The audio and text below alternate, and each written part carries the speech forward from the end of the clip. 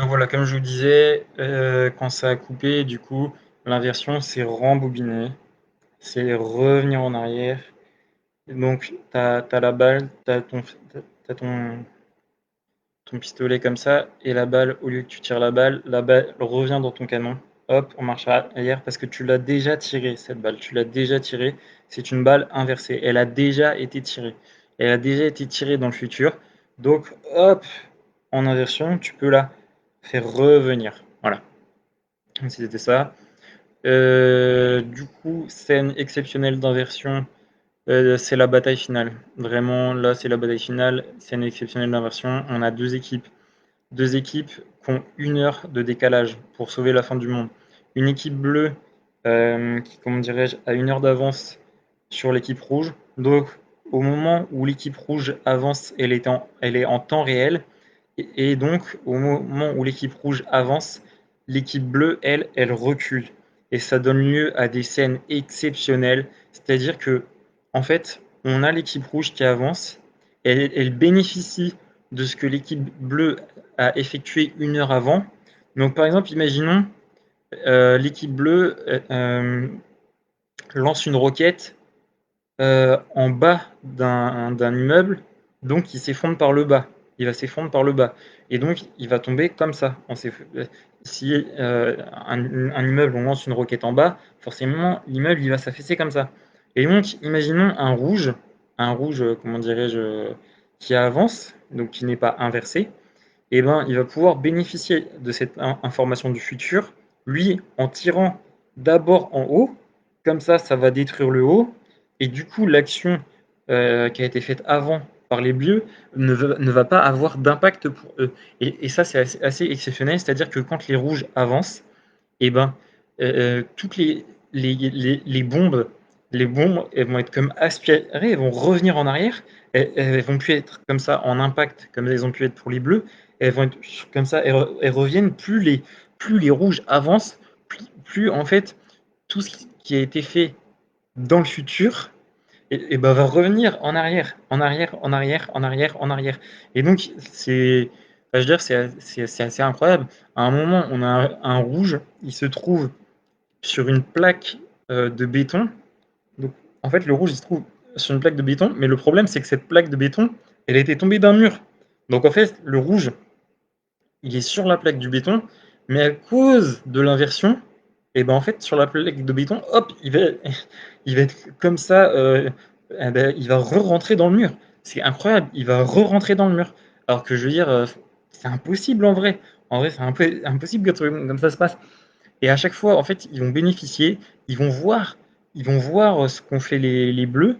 Ils vont voir, entre guillemets, des impacts, où sont situés les méchants, enfin leurs adversaires, d'où est-ce qu'ils tirent. Donc en fait, ils vont pouvoir anticiper ce que les bleus, eux, n'avaient pas eu avant en allant au combat, au front, sans aucune information. Les rouges bénéficient euh, sans arrêt, ils bénéficient de l'avantage des bleus qui ont agi 1 heure auparavant. Donc voilà, c'est complètement ouf. Et du coup, les rouges, eux, ils sont en temps réel.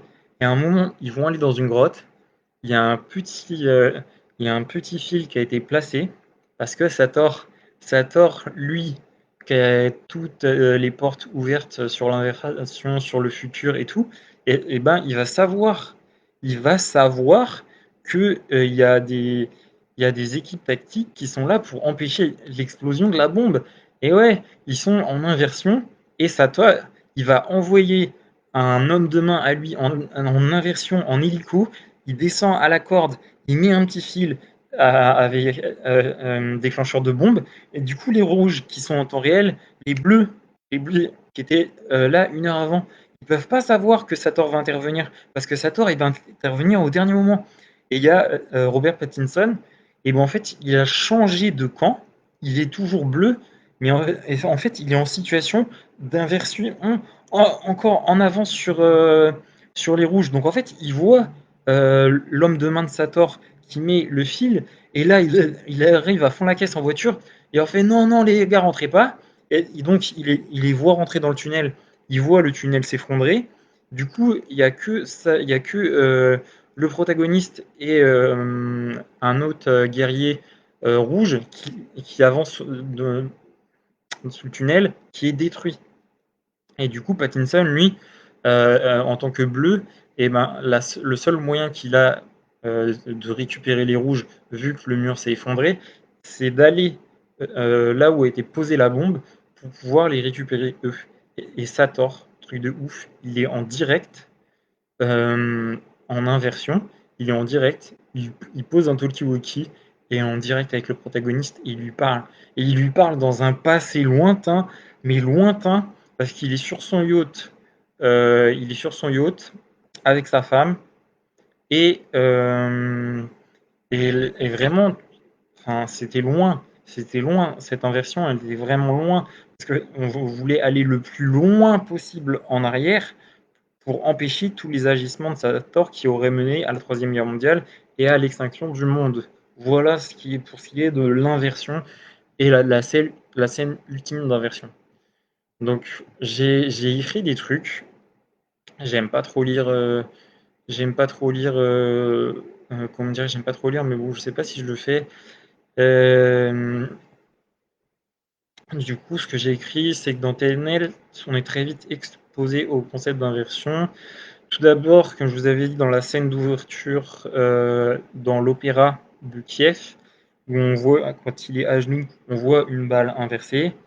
Ensuite, lorsque la scientifique lui explique et nous permet à nous, en tant que spectateurs, de comprendre l'inversion, c'est vraiment la scientifique avec ses mots, et permet à la fois aux protagonistes et aux spectateurs de comprendre l'inversion. Donc si le concept et son fonctionnement n'ont pas été compris au moment où la scientifique s'est exprimée, je vous avoue que c'est mort pour vous le film.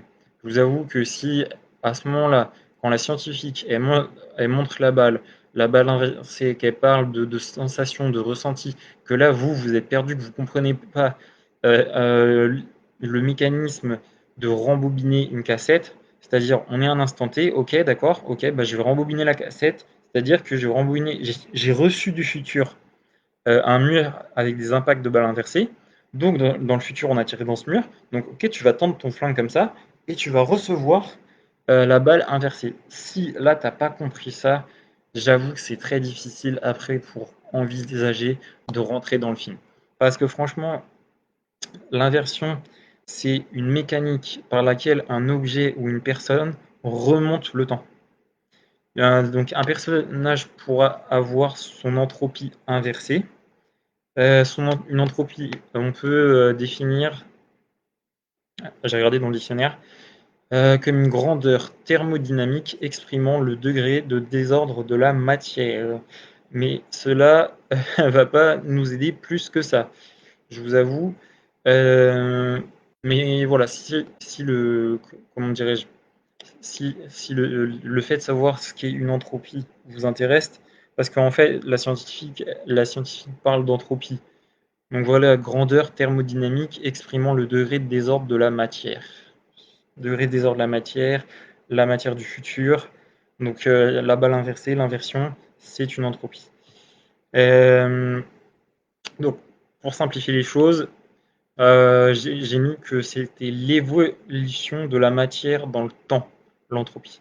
Donc voilà, cette dernière va suivre une évolution logique, la matière, telle la balle en allant du barillet du pistolet au mur d'entraînement. La balle du barillet du pistolet au mur d'entraînement. Tac, tac. Donc c'est une évolution de la matière dans le temps. Voilà.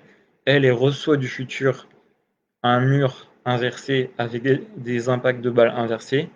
Donc la balle, hop, elle rentre dans le barillet et c'est ce que l'on peut appeler une entropie, c'est-à-dire quelque chose qui modifie, qui fait évoluer la matière dans le temps. C'est ça l'entropie.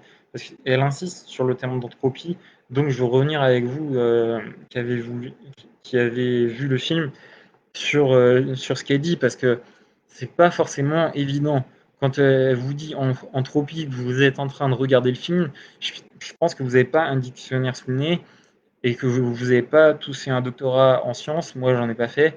Et donc, j'ai pas compris tout de suite ce qu'était l'entropie. Voilà, donc je vous ai lu la définition, et voilà. Donc avec l'inversion, la balle va donc du mur d'entraînement au barillet. L'inversion est une issue.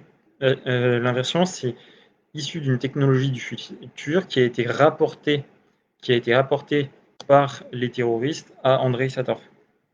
C'est eux qui ont créé ce mécanisme d'inversion par le biais des portes et des tourniquets que vous allez voir dans le film. Donc tout ça c'est vraiment de l'inversion. Donc afin de procéder à une inversion, il est nécessaire de passer par un tourniquet ayant deux sorties. Donc vous allez voir, à un moment donné, on a Robert Pattinson d'un côté d'un mur et John David Washington de l'autre côté du mur. Et sur le mur, il y a des impacts de balles.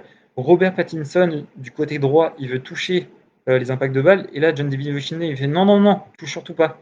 Il fait mais pourquoi? Parce qu'en fait, euh, parce qu'en fait, les impacts de balles dans le mur, ça s'est déjà passé. Il lui dit, il lui dit, ça s'est déjà passé non, non, il dit pas ça, il lui dit, ça s'est pas encore passé. Donc en fait, il est du côté inversé. C'est-à-dire que les impacts de balles vont revenir dans le barillet d'un mec qui va sortir de la capsule et qui va l'attaquer. Et du coup, les impacts de balles donc, vont avoir lieu. Donc c'est quelque chose. Les impacts de balles, c'est quelque chose du futur.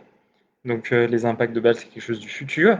Mais l'action qui a conduit à ces impacts de balles, c'est-à-dire les tirs, ça s'est pas encore passé. Et en effet, parce que dès que la capsule, le tourniquet s'ouvre, il y a un mec qui attaque John David Washington du côté gauche du mur, et effectivement, ils sont encore à corps, et les balles, hop, elles re-rentrent dans le barillet du mec.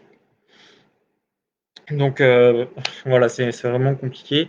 Donc on a les deux sorties, donc deux sorties euh, les deux sorties des deux tourniquets qui renvoient sur deux pièces distinctes séparées par une sorte de vitre sans teint. Il est important de vérifier par la vitre avant d'entrer dans le tourniquet que l'on ressortira bien. En fait, si d'un côté dans, tu vas entrer dans le tourniquet pour faire une inversion, mais que tu te vois pas ressortir, bah, ça veut dire que tu es mort. Donc du coup, il faut que tu vérifies bien que quand tu vas faire ton inversion, tu te vois de l'autre côté de la vitre sans teint, donc la vitre où tu vois de l'autre côté, tu te vois passer en inversé. Donc c'est ce que fait Neil, mais aussi le protagoniste, quand ils utilisent la technologie du tourniquet, ils vérifient bien qu'effectivement, ils sont bien de l'autre côté euh, pour que l'inversion fonctionne et qu'il soit bien vivant. Donc en effet, l'inversion, donc elle fonctionne sur les objets, mais elle fonctionne aussi sur les êtres humains. C'est ce qui est effectivement au cœur de la seconde partie du film. On se rend compte que l'inversion, déjà non neutre pour un objet, renverse énormément de choses pour un organisme vivant. Ainsi, quand le protagoniste passe dans le temps inversé, il est totalement désorienté. Les oiseaux volent à l'envers. Euh, en courant, l'air lui frappe le dos. Et il est nécessaire de respirer son propre air, l'air du monde inversé, sortant des poumons, entraînant potentiellement la mort. Alors, je ne sais pas si vous comprenez bien, mais du coup, quand tu vas, euh, quand, quand tu vas dans le monde inversé, donc les oiseaux volent à l'envers, les bateaux vont à l'envers, les gens vont à l'envers, c'est-à-dire que les gens ont déjà marché vers l'avant dans le futur, mais comme tu es en inversion, bah là, en fait, ils vont à reculons. Et il y a une scène très forte, c'est quand l'avion se crache, en fait, tu as tous les pompiers qui arrivent, ils sont là avec leur lance à eau, et du coup, eux, quand ils arrivent en inversion, et ben, les, les pompiers, hop, ils sont là, hop, ils éteignent, ils reculent, et les voitures de pompiers reculent, et tout recule. C'est-à-dire que l'impact de l'avion, le crash de l'avion, et ben en fait, il recule, il recule, il recule, il recule, il recule, et donc tous les intervenants reculent. Vu que le crash n'a pas encore eu lieu, bah, les pompiers sont pas encore là, la police n'est pas encore là, et voilà, tu retournes en arrière, tu retournes en arrière. Donc, c'est pour ça que vu que si tu fais une inversion, tu es obligé d'avoir un masque sur toi pour respirer, parce que sinon tu respires en arrière, je sais pas comment expliquer, donc bah tes poumons vont exploser quoi. Pareil, à un moment donné, il est dans une voiture inversée et donc du coup, Sator, il croit le tuer en jetant un briquet sur l'essence et John David Washington, il est coincé dans la voiture, donc on pense que la voiture va exploser. Mais en fait, en inversion, la conséquence de l'inversion, c'est que les flammes vont pas conduire à une explosion de la voiture, mais en fait, ça va geler la voiture. Elle va complètement geler, et du coup, le protagoniste, on lui a acheté un briquet de feu. Sator lui a acheté un briquet de feu. Il y avait de l'essence. Il était dans la voiture était en feu, et on voit la vitre de la voiture, au lieu d'être en feu, elle va se transformer en glace. Et lui, bim, il se réveille et, Robert Pattinson lui dit bah, c'est la première fois qu'on voit sortir vivant d'une explosion de voiture un mec victime d'hypothermie. Donc le protagoniste, il se réveille. Normalement, il a vécu en vrai, dans le temps réel, une explosion de voiture, donc avec du feu. Et lui, il se réveille en hypothermie. L'hypothermie, c'est quand t'es gelé, que ton corps il est gelé. Genre, l'hypothermie, c'est ce qu'a vécu DiCaprio dans Titanic. Voilà, hypothermie, hop, il était complètement congelé. Donc ça fait partie des trucs de l'inversion. Le feu, et ben, il se transforme inversé en glace, en froid. Le gaz et tout ça. C'est bref, truc de ouf. Donc, là, je vais vous parler des règles de l'inversion. Il y a un certain nombre de règles qui sont transmises par Neil avant la première intervention du protagoniste, dont une qui m'interroge, consiste à alerter le personnage de ne jamais entrer en contact avec son double dans le temps normal. Donc ne jamais rentrer en contact avec son double dans le temps normal. Parce qu'il y a une scène à un moment, c'est dans les frais de l'aéroport, quand ils décident de faire leur inversion finale pour sauver Kate, quand ils se retrouvent dans l'aéroport, et bien en fait, ils vont se retrouver face à leur double. Donc John David Washington, il va se battre contre Robert Pattinson, et Robert Pattinson, il va enlever le casque et il va voir John David Washington dans l'inversion. Et en fait, c'était une scène qui s'était passée plus tôt dans le film. Donc au début du film, elle s'était passée cette scène où on avait John David Washington et Robert Pattinson qui créaient l'explosion de l'avion pour pouvoir pénétrer et voler le Goya. Donc voilà. Donc en fait, on a une sorte de, comment dirais-je, d'un continuum espace-temps à la Doc dans Retour vers le futur. Quand t'as Doc qui est terrifié par, Doc qui est terrifié par l'idée de rencontrer les personnages du passé et donc de voir son double dans le futur, alors qu'au final ça provoque absolument rien du tout. Donc dans Tenet c'est pareil, le protagoniste il va sans savoir s'affronter lui-même dans le port franc d'Oslo et pourtant il n'y a pas de recours, il n'y a pas de rupture continuum espace-temps ni d'autres drames temporels majeurs. Donc on voit bien, c'est filmé de manière assez exceptionnelle, on voit bien qu'il se bat contre lui-même. Et d'ailleurs, il y a un truc, juste avant de faire cette inversion, on voit John David Washington, en fait, qui saigne du bras. Et en effet, dans la scène, quand il se bat, dans la scène initiale, en temps réel, il se battait avec le gars, et mais en fait, il avait une petite pointe qui servait à ouvrir les portes. À ouvrir les portes. Et en fait, il avait la pointe, il l'a plantée dans le bras. Et du coup, c'est pour ça que quand il fait l'inversion, eh ben, il saigne. Donc on voit bien que, en fait, quand tu rembobines en arrière, eh ben, tu as vraiment comme si tu avais vécu les choses. Parce qu'il saigne, et c'est normal, c'est une conséquence du passé, vu que dans le passé, on lui a planté euh, la, la, la mine là, qui sert à débloquer les portes. Vous savez, les petites aiguilles là, qu'utilisent les espions pour ouvrir les portes. Ben, du coup, lui, il s'en était servi pour planter un gars, et ce gars avait été aspiré sous, sous une espèce de mur comme ça. Il avait été aspiré et en fait, c'était lui. C'était lui dans le futur qui faisait une inversion. Et ça, dans le truc à Oslo, c'est vraiment complètement dingue, quoi. L'algorithme, maintenant, l'algorithme, il faut que je revenir. Donc, l'algorithme qui est vraiment l'arme réelle d'Antenet. Donc, la phrase, c'est l'algorithme est dans l'hypocentre. L'algorithme est dans l'hypocentre. Ok, d'accord, très bien, merci beaucoup. Et du coup, je pense que je vais faire une petite pause là, parce que j'ai pas mal parlé de l'inversion, et je vous explique l'algorithme, et après je vous explique la guerre froide du futur, et la théorie de pourquoi les personnages ne sont pas très développé parce que Neil serait le fils de Kat.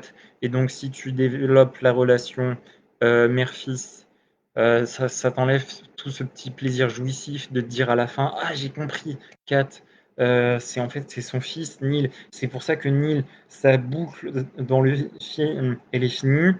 Et la boucle du protagoniste, en fait, dans le film, à lui, elle fait que commencer. Et donc, en fait, comme elle fait que commencer, eh ben, il va revenir dans le passé. Il va s'occuper de Kat et de Neil, qui est l'enfant. Il va le former. Il va lui donner accès à des études supérieures. C'est pour ça que Neil a un master ou un doctorat en scientifique quantique. C'est pour ça que Neil, il a toujours un coup d'avance. Et c'est pour ça que à la fin du film, John David Washington lui dit: Mais qui est-ce qui t'a recruté? Et Neil lui fait: Mais t'as toujours pas compris? C'est toi qui m'as recruté. Et en fait, Neil, il donnerait sa vie à John David Washington, le protagoniste, tout simplement parce qu'il a sauvé sa mère. Je pense que tout ça est logique. Et du coup, j'y reviendrai plus tard, parce que là, il faut que vous et moi, nous fassions une petite pause dans cette inversion. Alors, je vais mettre le titre, du coup, inversion explication scientifique. Voilà, que vous ne soyez pas perdus. Voilà, vidéo terminée. Hop.